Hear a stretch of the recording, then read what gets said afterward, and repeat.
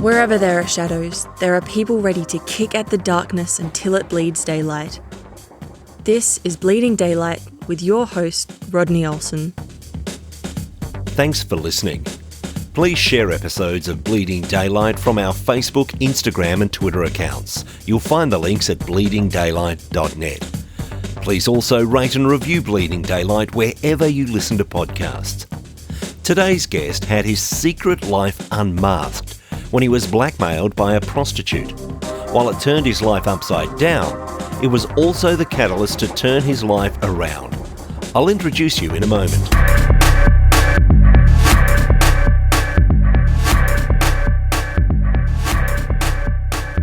Neil Getzlow lived in two separate worlds, but when those two worlds collided, his life was in danger of being torn apart.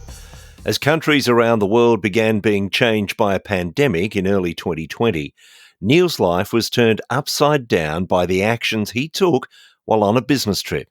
He's a podcaster and author of the book Unmasked.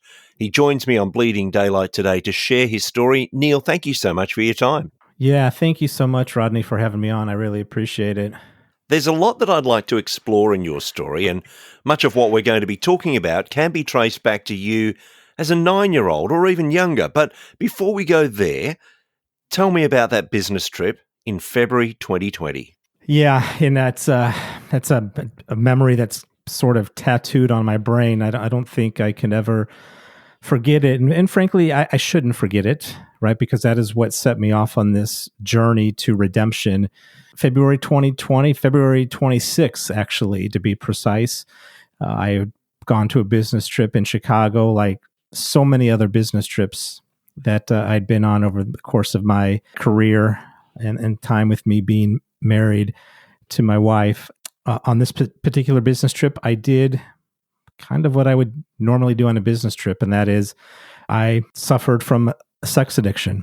That's how I medicated myself from the anxieties and depression that I was experiencing. I would seek out women on the internet to meet, and specifically, I would seek out prostitutes.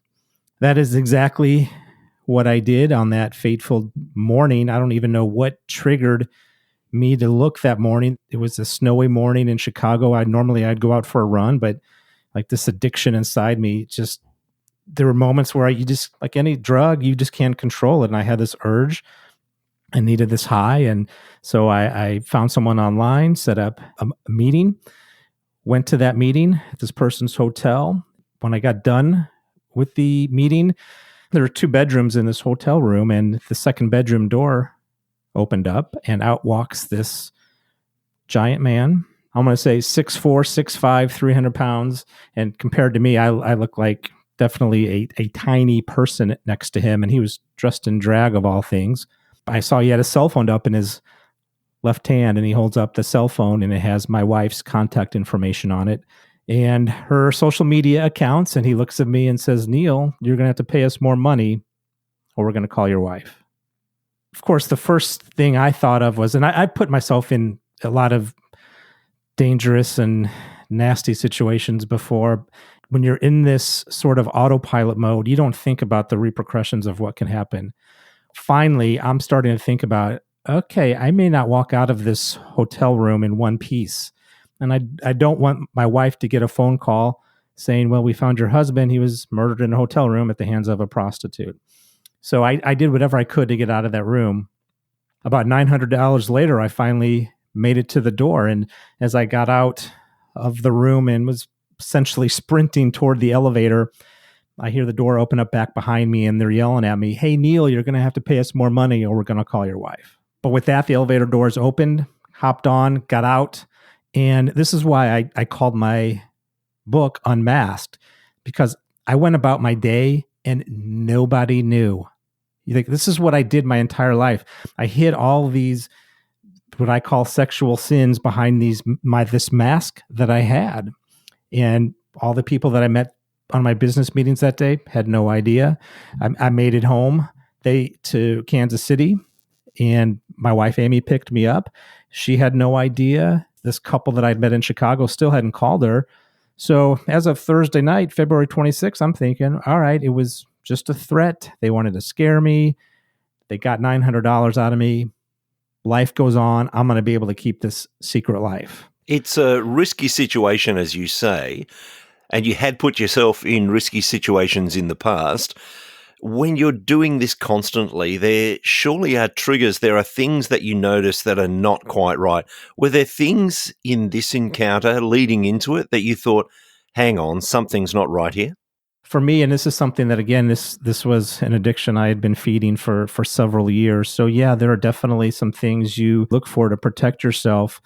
Usually your gut will tell you whether it's a room you want to walk into or a situation you want to put yourself in. Now, I've got to be honest, if I'm being transparent here already, I'm going to have to continue to be transparent and say a lot of times I ignored my gut. And I think looking back on it now, I think the gut feeling I had was the feeling I was getting from God, but I typically ignored that gut feeling. But there was definitely a couple of big red flags. One was this person when I went to the hotel room, she wouldn't come downstairs to greet me, which is typically what happened, or would give me her hotel room where I could just come up and go right up to the room.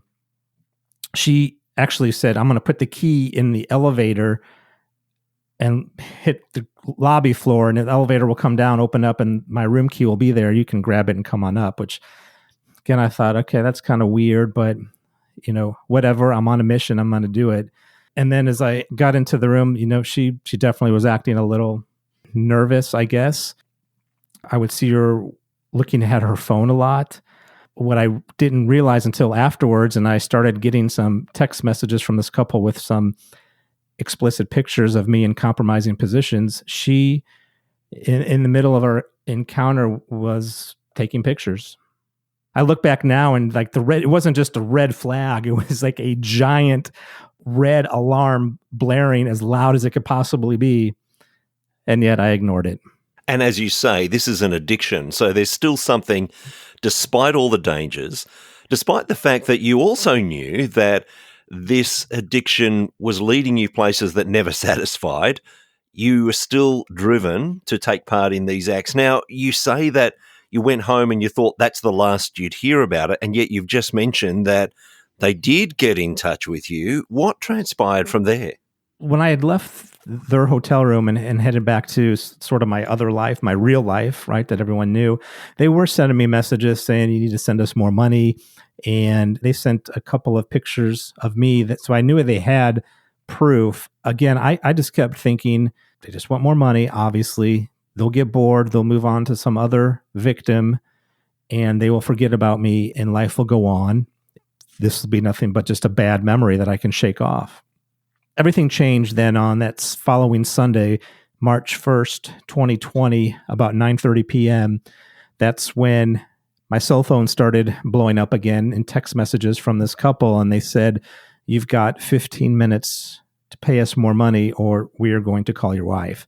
And again, then they sent me a picture of my wife's social media account, her cell phone number, and again, more pictures of me.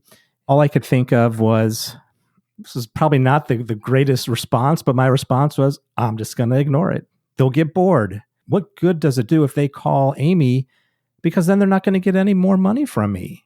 I'm just trying to rationalize this in my broken brain. 15 minutes later, I could hear Amy's phone start blowing up in our upstairs bedroom, and I hear kind of this muffled sounds of a conversation, and then she comes barging down the stairs, and the footsteps are getting louder and louder, and she barges into my office, and she's like, "Are you cheating on me?" Of course, I did what any good addict would do, which is I lied. I said, this is something I've never done before. I've been blackmailed. I don't ever want to do this again. I don't want to get divorced. I was just saying anything that I possibly could to, number one, avoid having a conversation about what was going on and just get it behind me. Let's get to the morning, move on, hoping against hope that time will heal everything. And this is just becomes a memory that just fades away. So you've been blackmailed. It has come to this where they followed through on their threat. They've let Amy know what's going on. You're trying to still rationalize it. But of course, Amy has had her entire world rocked. What was her reaction then? Amy had a feeling for a long time that something was going on. And I will say that she became a Christ follower about 3 months after we had gotten married. Basically, up until February 2020, I was an atheist. She was always telling me that she was praying for me and hoping that I would get saved, but she didn't have any idea of sort of this evil that I was bringing into our marriage. And she was hurt. She was confused. She didn't have any proof other than this one encounter. She didn't know anything else that had happened. Part of that is because I kept everything secret and locked up. At the time when this all went down, Amy didn't have any of my passwords to my phone, to my laptop. She couldn't see any of the messages I was sending. She didn't have access to all of my bank accounts. It was really a secret life. She didn't have any way to find out that there was this other layer underneath there. So it was very puzzling for her. She couldn't figure out where this behavior had come from, although she could feel it in her gut that something was off in our marriage. And there was, of course. She needed more information before we could finally settle this and try to rebuild our marriage. But frankly, at that time, at the beginning of March 2020, I'd say I wasn't sure that there was going to be a marriage to save. 2 weeks after this all goes down, the pandemic strikes. And in the US, we got locked down essentially. Both of our jobs were impacted. So we were not working in the house together for 2 months with this giant, I like to say, giant matzo ball sitting in our living room. And we're trying to figure out what to do with it. I want to jump back now because we don't want to say that there are excuses, that there are reasons that make this behavior all right, but there are always things that lead us to the places that we go. Take me back to that young boy around age 9 or even younger and tell me what life was like. What are the elements that led to this place? I grew up in the late 70s, early 80s. That was my 8, 9, 10, 11, 12 years of age time, just to give you some perspective. And my siblings, I had 3 other siblings, 2 sisters and a brother. They're 10 years plus older than me. So by the time I got to about 8 or 9 years old, they were already grown up. And at that time, if you're 18 years old, you move out of the house. Doesn't happen that way today necessarily. So my kids are evidence of that. But so basically, I become an only child right about the age of 9 years old. At that same time, my parents get divorced. I'm by myself a lot. And I will say that that's really where, when I finally confessed everything to Amy, I know we'll get to that kind of that crescendo here in a little bit, a very important piece of my journey, which not only involved a faith journey to God, but a mental health journey, trying to get my mind right, was talking to a faith-based counselor. The very first question that he asked me when we met was, what's the first thing you remember you had to learn how to do as a little kid? Which I thought, gosh, that is a fascinating question. And then sort of like it hit me like, you just hit me in the face like, wow, because my answer was, I had to learn how to be alone. That's where this hole in my heart started. I didn't feel the love that maybe some other kids felt. Again, my parents were divorced.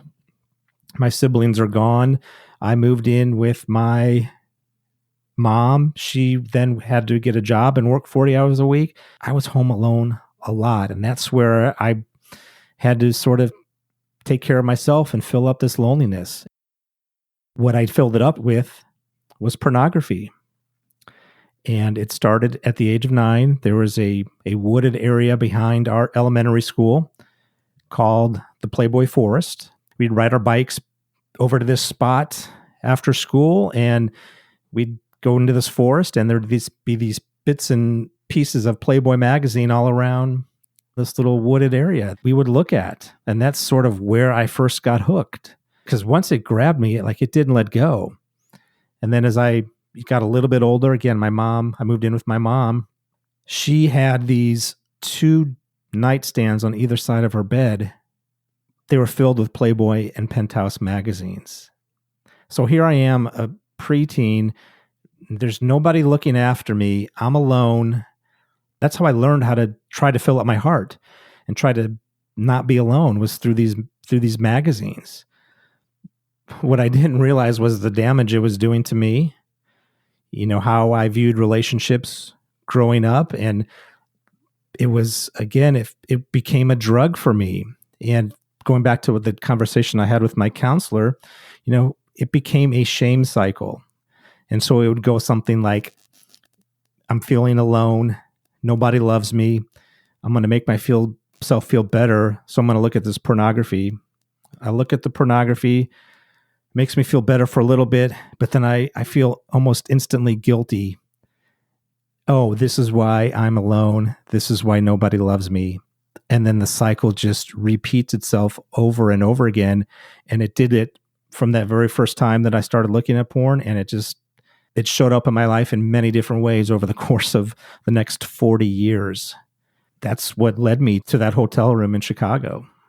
Now, you're talking about this addiction starting early, and it's beginning to give this shame cycle where you think, no, this is wrong, and yet I keep going back to it. I'm wondering where that sense of shame, where that sense of wrong comes from, because what you're looking at are these glossy magazines made by these big corporate entities. Your mum has a stack of them, so that almost gives permission that this is okay. And more in our society, we hear people talking more openly about pornography as if this is okay. And yet there was something inside you that says, actually, no, it's not. Where do you think that struggle came from? Yeah, that's a great question. Because you are right. I think the way I looked at it was, this is just normal. This is what you do when you're a boy growing up. You're looking at these magazines. To give you an example, like I'd go over to almost any neighbor's house and play with, my friends. And then when we got done playing, the question would always go back to, okay, so where's your dad's porn stash? And we'd go rifling through this person's closet and we'd find the magazines. It was just a normal everyday occurrence. And then also think about the timing of this too. For me, the early 80s was the birth of cable TV in the US. So now all of a sudden, not only are we getting these magazine pictures, now we're getting live pictures in front of us through the videos on MTV, through these soft core movies on cable TV, on HBO and Showtime when they first came out. The way I look at it, I feel like my culture was seduced from me because all these images that are everywhere that to make you think this is just normal. I knew that I was acting wrong, but how I was acting by looking at these images and then which led to this, like I said, it became a drug where soon the pornography itself wasn't enough. I needed more. And I'd graduate as I got older and had more money. I would graduate to, an adult theater or strip clubs. And again, just like any drug, that soon the high you would get from that wore off and you need something stronger. That's what led me to prostitution. It is just a gradual stair step into that world that I didn't realize what it was doing to me, what it was doing to my family, until I was staring at the edge of a cliff with a long way down. This addiction that you had already destroyed one marriage for you, and you must have thought, well, the pattern is just repeating. My parents divorced, and now I'm divorced. Again, you fast forward to this time where you've been caught out. Amy has found out what's been going on, and you're trying over this 2-month period of being locked in a house together to come to some sort of resolution. Where do we go from here? It must have been difficult because the track in your mind is saying, this is how it always ends and it's going to be over. What actually happened? You would think once you've gotten blackmailed by a prostitute that might snap you out of whatever might be ailing you. But I truly believe this is an addiction that I just couldn't control. After about, I would say, 6 weeks post Chicago, and this would be the middle of April of 2020, and we were, I guess I would define our marriage as okay. Like, we didn't address it in the way we should have. Again, we just kind of pushed it to the side. We both were ignoring it, just hoping it would go away and would just be a one-time thing. But here we are 6 weeks later in the middle of a pandemic, no less. My addiction is flaring up and I'm feeling this overwhelming need that I've got to go. I'm having anxiety. There's depression that I suffered with in a severe way that was clouded my judgment, and I set up another appointment. I'm back in Kansas City now. I was texting another woman that I had an arrangement with, doing it all on my laptop, and I set up to go meet her and have this appointment. And here's what I like to say, that God decided to meet me, or should I say, to take a 2x4 to my head for the second time. So I leave the house, and as soon as I left the house, I knew Amy would jump on my computer and try to see what I was doing. That's why I don't leave the house at the time without locking down all of my devices, because I can't take the chance of having Amy discover what's going on.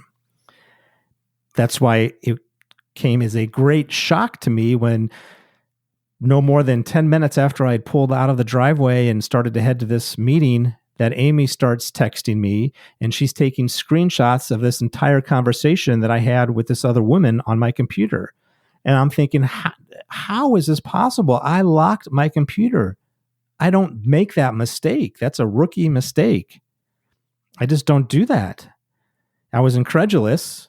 I turned around, came home. I don't even remember what I told Amy, to be honest. It was a bunch of nothing, a bunch of lies. Frankly, I was out of lies at that point, because I knew that the end was near here, one way or the other. And whatever I told Amy, she obviously was not buying it, and rightly so. She had no reason to believe me. And when we got done talking, she told me, she's just like, Neil, the only way you're going to be able to save this marriage is if you ask God for help. And that's how we ended the conversation that night. And then the next morning, I woke up. Amy had already left the house to, collect her thoughts. And so I'm alone in bed. I'm thinking, well, this is probably about as good a time as any to pray, which I'd never done before in my life. Because again, going back to being an atheist, but I prayed, and I just said, God, I don't know what's going on, but I have nowhere else to go. I need help. I can't stop this, whatever is ailing me. And if you've got help out there, just give me a sign that help is out there, and I'll take the lifeline. And as soon as I ended that prayer, the garage door opens up, and it was Amy. And I really believe that Amy is the absolute key to this whole story. Without her part of it, there is no happy ending. And there is a happy ending to this, but there's still a little bit more of a dark side to get through before that happens. Amy comes home from where she was. I told her that that I prayed, and that I want to work on our marriage. For the first time, I finally meant it. But, again, Amy's like just extremely confused about what is happening. And, she reluctantly agrees that, that we'll keep talking. And then finally, this all comes to a head here later that afternoon. This is April 14th, 2020. And we're sitting on the couch, and this time Amy gets a message. And this time it's a Facebook instant message from some random guy that we don't know. And all it says was, "Do you know a Neil Getzlow?" I don't know what happened inside of me when she read that message, but all I knew was that it was time for me to confess everything that I had been doing while we were married. And I sat her down and I told her everything. I told her about the pornography. I told her about the sex addiction and meeting women online and paying them. I felt like I was throwing up all over the floor of the marriage. Like it's, you could feel when you're about to get sick, it starts to bubble up in your stomach, and it just comes up your throat, gets to your mouth, and you just let it go, and you can't stop it. And that's what happened when I finally confessed everything. And just like what happens after you get sick, I felt relieved. Like, I could actually sit up straight again, and this load off my shoulders was gone. But of course, I'm bracing now for what is Amy going to say.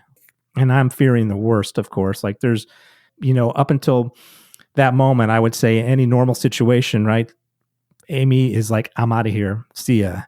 But she looked up at me, and she changed both of our lives, is what she said, because she said, Neil, Jesus forgave me for my sins. How can I not forgive you for yours? I forgive you.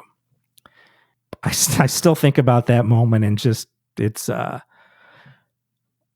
to describe, because instantly, like the chains of addiction were broken. I just passed the 2-year mark of being pornography clean. And I have not been tempted to step outside of my marriage at all. I have a new life in Christ. Our marriage it took some work, a lot of work, and Amy's forgiveness didn't take any of the responsibility or accountability off of me. Far from it. And there are a lot of things that I had to do in the course of the next several months to help rebuild the marriage. But we have rebuilt it, and our marriage is it's a marriage that I've always wanted. I'm grateful for the miracle God created in my life. I don't know how else to describe it. Now, the doubters would say that you've come to a point and you've just decided to turn over a new leaf and change. And yet we even saw that you were blackmailed by a prostitute and that didn't make you stop. In your mind, how did you manage to stop this almost lifelong addiction and just suddenly change what was happening? What was the change that came upon your life? For me, it started with faith, right? That's where I put my trust, was in God, and God set up a plan for me, but I had to walk those steps out. God wasn't going to do it for me. I had to take a lot of drastic measures to sort of reclaim my culture and get rid of that nonstop sex that is being pounded into my head, into everything that I was doing in my life. So immediately I gave Amy access to all of my digital devices, my cell phone, my laptop, all my passwords. She can see everything that I am doing from that moment going forward. So there's never a question. So I think that immediately was step one, trying to rebuild the trust. Step two was putting a location app on both of our phones, so we both know where each other are at all times. Now, of course, that was done primarily for her benefit, so she knew where I was at and could make sure that I was telling her the truth of where I was going and what I was doing. That helped. But then I was like, I'm not stopping. I'm doing more. I immediately canceled Netflix. I spent too much time wrapped up in the culture of this world. Got rid of Netflix. Got rid of cable TV. I cut all of my sports subscriptions. I will say, I know this sounds kind of crazy, but I was addicted to sports. And you're probably thinking, well, how are you addicted to sports? For me, like, sports was my identity. If my teams had a great week, I was on top of the world. That was because of my fandom. That's why my teams did so great. It was always, we did this, we did that. But if my teams lost, it ruined my mood. Like, I was just overly invested in sports. It became life and death. Frankly, it was an idol for me, but I had to eliminate that. I also eliminated going to the bars with my friends, because inevitably I'd go to the bars and watch sports and end up drinking, and that would lead into some of the other things that I was doing. Same with smoking marijuana. I think it's so interesting, the fact that all this went down in 2020, because the way I look at it, like, God said to me, I'm going to take away everything you love. I'm going to take away your porn. I'm going to take away your sex. I'm going to take away the sports you love because COVID's going on, and I'm taking that away. And I'm going to take away you going out with your friends and the alcohol and all that. What are you going to do now? You got a chance to reset your life. Are you going to do it? And that's what I've done. I've embraced it. And instead of filling up with what I would call the junk food of my life, I'm filling it up with healthy stuff. And again, for me, it's the Bible, and it's praying, and it's going to church and surrounding myself with like-minded people. But that's, again, for me, that's what I had to do. And there's such hope in there that if people are listening who are going through their own addiction, or they're living life with someone who's undergoing addiction, there is hope that says that this can be not just minimized, but can be totally broken, as has happened in your life. But I guess the other side of it is that we could just put your life into, life was a mess. You were an atheist living a life that was contrary to where God wanted you to go. Then you found Jesus and everything's fine. But we've got to admit, and your research has borne this out, that there are many people that are sitting Sunday by Sunday in the pew of a church, but they are equally as addicted. Tell me about some of that research that you found. Yeah, so as I was putting the book together, this stat just blew me away, but 60% of men who called themselves Christians looked at porn within the last 30 days. And I got to believe that number's got to be higher because, a Christian man probably wouldn't admit to what he's looking at. But I will also say, just anecdotally, as I've, shared my journey with other people in our church, I know that other men are struggling with this inside my church even. It is a problem that needs to be addressed. And if it's a problem in the church, I can't imagine what it is outside of the church. We just know, like, it is something that pornography is accessible in the matter of seconds on your cell phone. I think it's a big issue, and it's a big issue inside of church. And that's why I do want to bring attention to it. And a lot of people are, always ask me, why are you sharing this story? Like, this is a lot of it is so ugly, and you're sort of calling yourself out, and like, well, yeah, I am. Well, number one, like, I want to show when you put your focus on God and when you fill yourself up with what I consider the good things of life, you can make a difference. And like I will say, my anxiety, almost non-existent. My depression, almost non-existent. And that's not to say you just snap your fingers and, everything's better. I am completely normal and there are no issues whatsoever. That is not the truth at all. I mean, Amy and I, even though we are in such a great spot today, I'll give you the story that just happened last week over the 2-year anniversary of my being clean from pornography. It was a day I wanted to celebrate because, like, 2 years, this is a big deal, and I'm proud of it, and I want people to know that they can break free from their addictions too. But like, that whole day, I was just kind of feeling bummed. I wasn't sure why. And then as I was talking to Amy that night, she sort of didn't really want to acknowledge the anniversary. And I was like, well, this is good news for us, right? She's like, well, it's good news for you, but this day brings back all the reminders of what you used to be.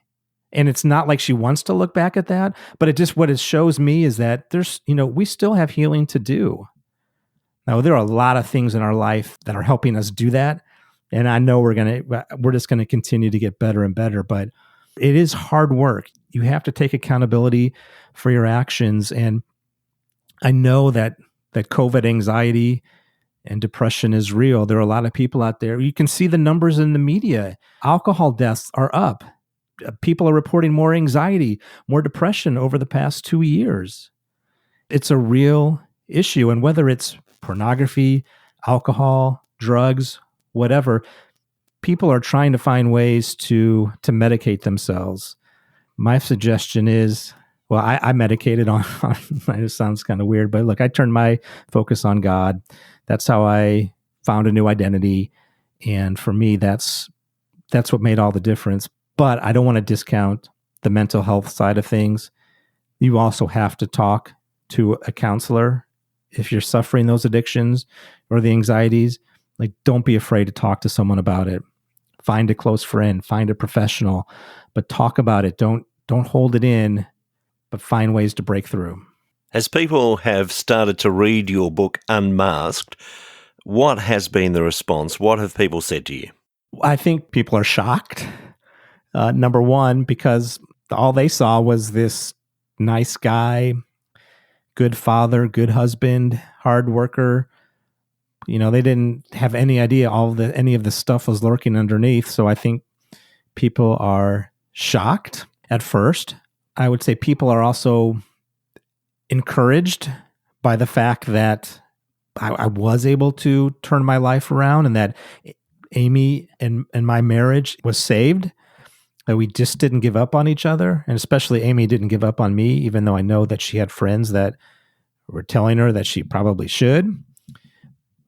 So there's definitely some encouragement. And I know I've had several people from my church and even outside of my church who have told me directly that there's something that they're struggling with. It may not be as sinister as pornography, but they are struggling.